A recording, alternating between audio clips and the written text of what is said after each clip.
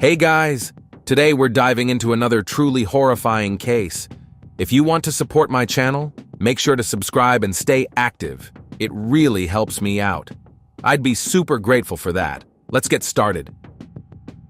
Can an ordinary person distinguish someone with serious psychological issues from a regular, well-adjusted individual, or is that something only a trained specialist can do? Some people blend seamlessly into society, appearing charming, driven, and even successful in their chosen fields.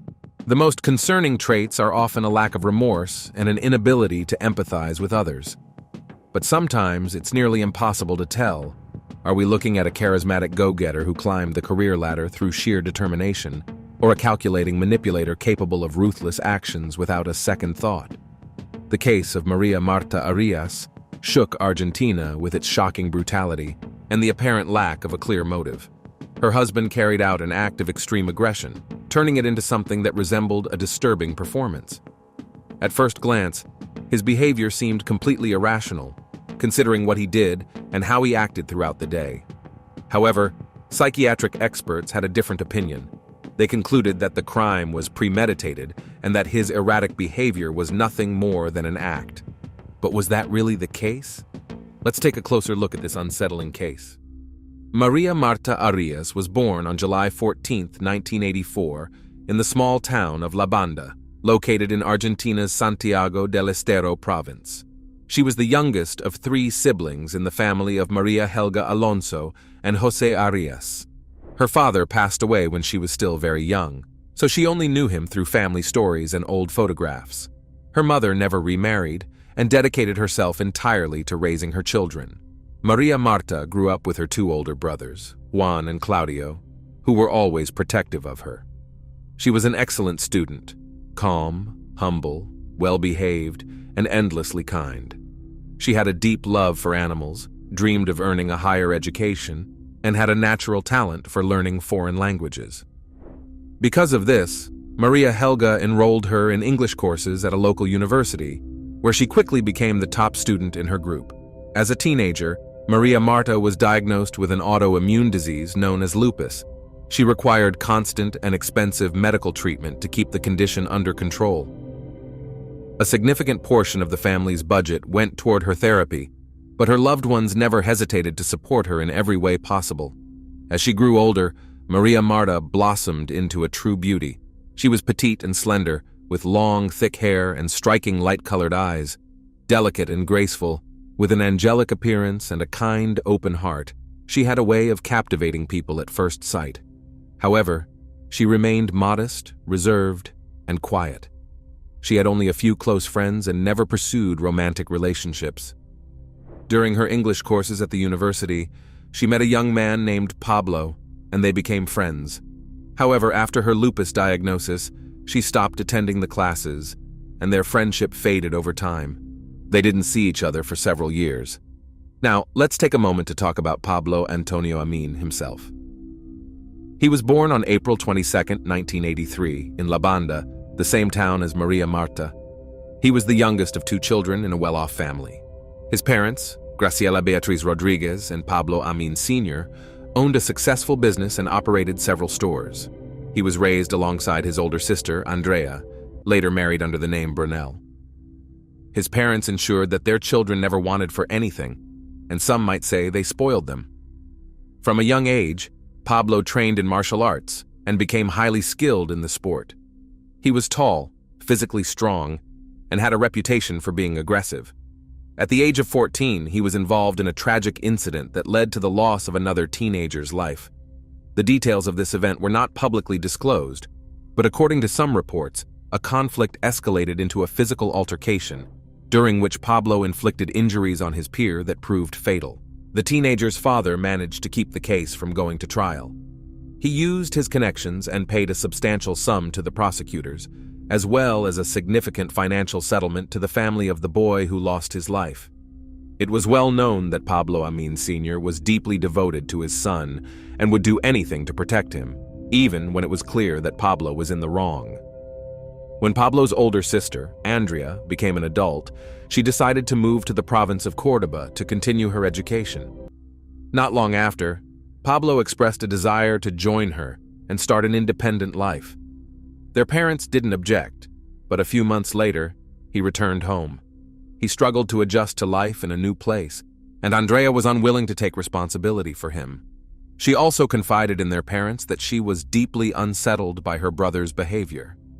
Andrea had good reason to be concerned. During that time, Pablo had started experimenting with banned substances, and his usage quickly escalated. He became even more irritable and aggressive, often losing control of his temper and lashing out at those around him. Before long, he developed a serious dependence on highly addictive substances, and it became clear that he couldn't stop on his own. By the time he turned 17, his parents were desperate and took extreme measures to get him help. They managed, through great effort, to send him to an exclusive private rehabilitation facility. The process was incredibly difficult. Pablo repeatedly relapsed and struggled to break free from his addiction. It took nearly 3 years before doctors finally declared him to be in recovery. After completing treatment, Pablo returned home and decided to get involved in the family business, helping his parents manage their affairs. It seemed like things were finally starting to stabilize, until tragedy struck again. His father passed away suddenly from a heart attack, an event that devastated Pablo and almost caused him to relapse. But this was just the beginning of the hardships the Amin family would face. In 2005, Graciela was in a serious car accident that nearly cost her life. She suffered severe injuries and had to relearn how to walk. With no guarantees from doctors about her recovery, she turned to alternative medicine and began attending church regularly. Pablo stood by her side throughout her journey. One day, while accompanying his mother to a church service, he noticed a familiar face in the crowd, Maria Marta, whom he hadn't seen since they were teenagers. He decided to approach her and strike up a conversation. Maria Marta immediately recognized her childhood friend, and as they talked, it felt as if only days had passed since their last meeting, rather than several years. The two decided to exchange phone numbers to stay in touch. From that moment on, they spoke regularly, sharing long conversations about anything and everything. Before long, Pablo excitedly told his mother that he had found the girl of his dreams and planned to introduce Maria Marta to his family soon. However, despite their frequent conversations, she kept turning down his invitations to go on a date or visit his home. She made it clear that she valued their friendship, but didn't see their relationship as anything more. At the time, Maria Marta was in her 3rd year at the prestigious National University of Santiago del Estero, studying economics. She was one of the top students in her program. In addition to being highly intelligent and ambitious, she was petite, slender, and strikingly beautiful, qualities that never went unnoticed. In comparison, Pablo struggled in many areas. He had dismissed higher education, believing it wasn't necessary for him, and had long abandoned sports due to his past struggles with substance use and an eating disorder that developed as a result. By the time he turned 20, he stood nearly 6.5 feet tall and weighed over 330 pounds. His skin was also affected by severe acne, further damaging his self-esteem. Determined to win Maria Marta's attention, Pablo decided to take drastic action. He turned to highly marketed dietary supplements that promised rapid weight loss, improved skin, and overall wellness. Over 6 months, he lost more than 90 pounds, and his weight continued to drop. In 2005, Pablo finally convinced Maria Marta to go on a date with him. She was surprised by his transformation and complimented his dedication and perseverance. After that, they met a few more times before she eventually accepted his invitation to dinner at his home, where he introduced her to his mother as his girlfriend. From that moment on, their unexpected romance took off, developing quickly. While Pablo's family welcomed Maria Marta with open arms and had no objections to their relationship, the Arias family had an entirely different reaction. Her mother and brothers were immediately unsettled by Pablo, sensing that something was off about him. They repeatedly urged her to take a closer look at his behavior and end the relationship before it was too late. But Maria Marta, deeply infatuated, refused to listen to their concerns. Pablo was so inspired by his own weight loss success that he decided to sign a contract with the supplement company, becoming their official representative. To promote the products, he used his own before and after photos, shared personal testimonials about his experience, and attributed almost miraculous effects to the supplements. Sales skyrocketed as Pablo aggressively recruited new customers and employees for his personal sales network, which grew rapidly and brought in increasing profits. The company operated as a multi-level marketing business, and he quickly realized that this was what he wanted to do, and what he was exceptionally good at. He even pressured his relatives and friends into taking the supplements, convincing them that these products were a near-universal remedy for all health concerns. The most troubling and dangerous part was that he persuaded Maria Marta to stop taking the medications prescribed for her lupus and instead switch entirely to the supplements. She trusted him completely and soon started following the regimen he put together for her. At the same time, Pablo also convinced Maria Marta to sign a contract with the company and become a representative. Together, they promoted the so-called miracle pills and shared their own experiences at conferences, presenting themselves as living proof of the product's effectiveness. However, after discontinuing her prescribed treatment, Maria Marta's health did not improve. On the contrary, it noticeably worsened. Despite this, their business continued to thrive. They were making good money, could afford a spacious house, bought 2 luxury cars, and, in general, wanted for nothing. In 2007, they held a lavish outdoor wedding ceremony in a picturesque park near the water. Although Maria Marta's family strongly disapproved of the relationship, they attended the wedding. However, as it later turned out, the couple never officially registered their marriage. They simply exchanged vows and rings without any legal documentation. Under Pablo's influence, Maria Marta gradually distanced herself from her family, rarely visiting her mother and brothers, limiting their communication to phone calls. Her relatives believed this was partly due to her declining health, as she worked tirelessly with almost no breaks while refusing medical treatment in favor of supplements. She looked increasingly unwell and felt just as bad, but she continued pushing herself to keep up with their business. By the end of 2007, Pablo and Maria Marta had become the top-performing sales representatives in their province. They were essentially the faces of the company in Santiago del Estero, held up as examples for others to follow. However, around this time, tensions reportedly started growing between them. Their relationship took a turn as they began competing against each other in business, each striving to be recognized as the best representative in their region. At first, it seemed like a joke, a friendly competition, or even a sports-like rivalry. However, according to those close to the couple, tension between Pablo and Maria Marta had been steadily growing. Despite this, they continued making joint appearances at conferences, enthusiastically sharing their personal experiences with the supplements. In public, they appeared to be a happy and successful team.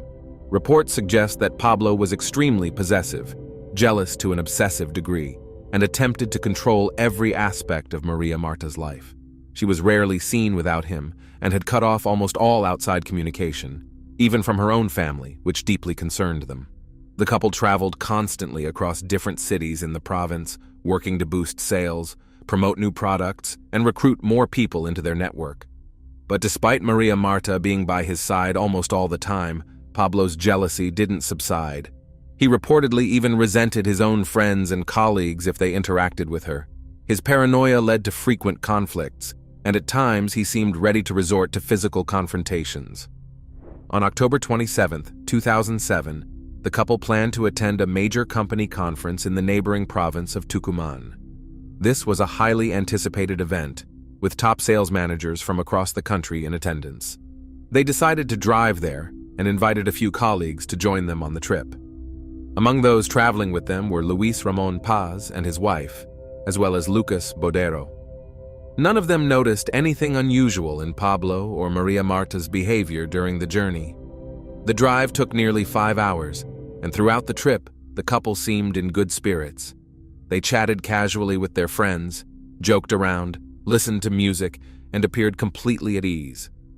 Upon arrival, they checked into a pre-booked hotel, dropped off their belongings, changed clothes, and then headed to the conference venue. Wanting to make a strong impression, Pablo dressed in a formal suit with a blazer. However, he failed to consider the region's high temperatures and humidity. During his presentation, he was visibly sweating, stumbling over his words, and frequently drinking water. It was clear that he was physically uncomfortable, yet he stubbornly refused to remove his jacket. After finishing his speech, Pablo took a seat in the audience. Only a few minutes later, a heated altercation broke out between him and Bodero, one that nearly escalated into a physical confrontation. Witnesses later claimed that Pablo was overtaken by jealousy, believing his friend had been overly friendly with Maria Marta. Consumed by anger, he lost control, but the situation was de-escalated before it could spiral further. Both men were ultimately escorted out of the building. Maria Marta followed her husband, trying to calm him down. Pablo insisted that they needed to leave immediately, so they got into their car. However, after driving only a few hundred feet, he suddenly pulled over, got out, and started walking toward the city's main square. Many bystanders later recalled seeing the couple that day. Pablo, towering and broad-shouldered, was practically running, while Maria Marta, small and delicate in comparison, struggled to keep up, pleading with him to stop. His behavior was erratic. He constantly glanced over his shoulder as if someone was chasing him, his expression shifting between anger, fear, and confusion.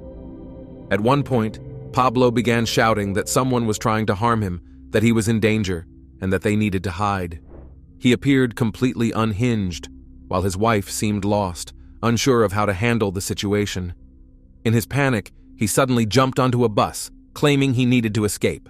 Maria Marta followed him, only for them to get off at the next stop, board another bus, and repeat this bizarre pattern several times before eventually ending up back at the square. By 5 p.m., Pablo stormed into the cathedral located in the square, disrupting an ongoing service. He loudly declared that he could hear a voice speaking to him, shoved past a line of people waiting for a blessing, and demanded to be baptized immediately. The priest, taken aback but trying to remain calm, placed a hand on Pablo's forehead and offered him a sip of holy water. This unusual moment was captured by a photographer who had been at the church taking pictures of a baptism ceremony. After leaving the cathedral, Pablo's behavior became even more erratic. He changed directions repeatedly, muttered to himself, and finally approached a police vehicle, demanding to be arrested. Officers, noting his disturbing behavior, took him to the station for questioning. There, he immediately started pitching his supplements, insisting that the officers should buy them. Though they initially laughed it off, Pablo refused to stop and eventually lay down on the floor, demanding to be locked up. Instead, authorities decided he should be taken to a hospital for evaluation. At the emergency room, doctors examined Pablo but found no physical health issues. However, his mental state was another matter entirely. He became agitated, knocking over a tray of surgical instruments in a fit of hysteria. Despite his outburst, the hospital staff did not deem him a risk and decided to discharge him rather than admit him to the psychiatric unit.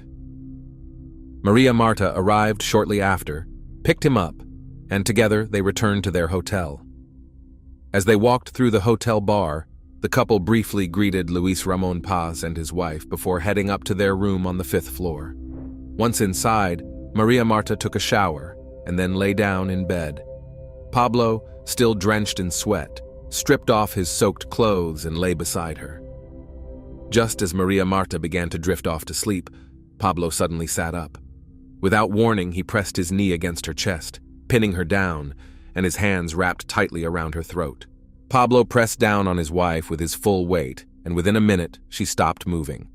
After that, he took a scalpel, one he had stolen earlier from the hospital, and carried out a gruesome act.